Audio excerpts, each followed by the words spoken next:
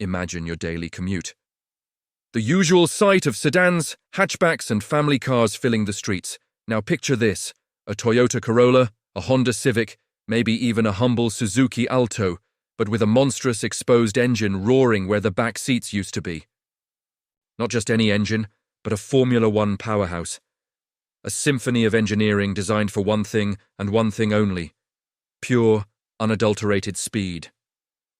What would happen if we took the heart of a titan and transplanted it into the body of an everyday car? The result is more shocking and catastrophic than you might think. So, what exactly makes a Formula One engine so special? It's not just about horsepower. These are marvels of engineering, designed to scream at over 15,000 RPM, a number most road cars can't even dream of. They are impossibly lightweight, crafted from exotic materials like carbon fiber and titanium alloys, built to withstand extreme temperatures and forces.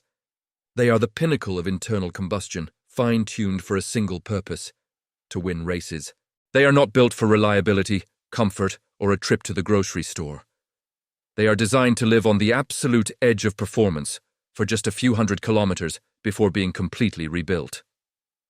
Now, let's try to cram one of these beasts into a normal car. The first problem is just making it fit. You'd have to gut the car, reinforce the entire chassis with a custom-built frame just to handle the engine's immense power and vibrations. The stock transmission would disintegrate instantly, so a racing-grade sequential gearbox is a must. Then comes cooling. An F1 engine generates so much heat it would melt a standard radiator system in seconds.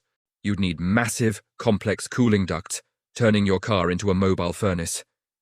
Even if you solve these puzzles, your friendly sedan now has exposed red-hot exhaust pipes spitting flames.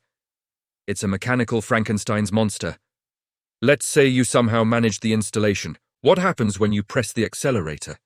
0 to 100 kilometers per hour would flash by in under 3 seconds. The acceleration would be so violent, it would pin you to your seat with a force that's physically punishing. But could you control it? Absolutely not. A standard car's chassis, suspension, and aerodynamics are not designed for this. The car would be terrifyingly unstable.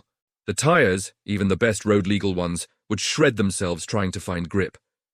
Every corner would be a battle for survival, and every straightaway a terrifying blur. You're not driving a car anymore. You're just trying to hang on to a missile. The reality is, this creation would be a glorious, spectacular failure. The real-world problems are insurmountable. F1 engines are incredibly fragile in a road environment. They're designed to run at full throttle, not to idle in traffic. A few minutes of stop-and-go driving would cause them to overheat and seize. They also run on highly specialized, expensive race fuel, not the stuff you get at the local pump. And fuel consumption? We're not talking miles per gallon. We're talking gallons per mile. You'd burn through an entire tank in a matter of minutes. And after a few hundred kilometers, the engine would need a complete 6-figure rebuild. It's the least practical, most dangerous, and most expensive car modification imaginable. So could it ever work? The simple answer is no. There's a fundamental difference between a race car and a road car. Race cars are single-purpose tools for the track. Road cars are compromises, built for reliability, safety, and usability over thousands of miles.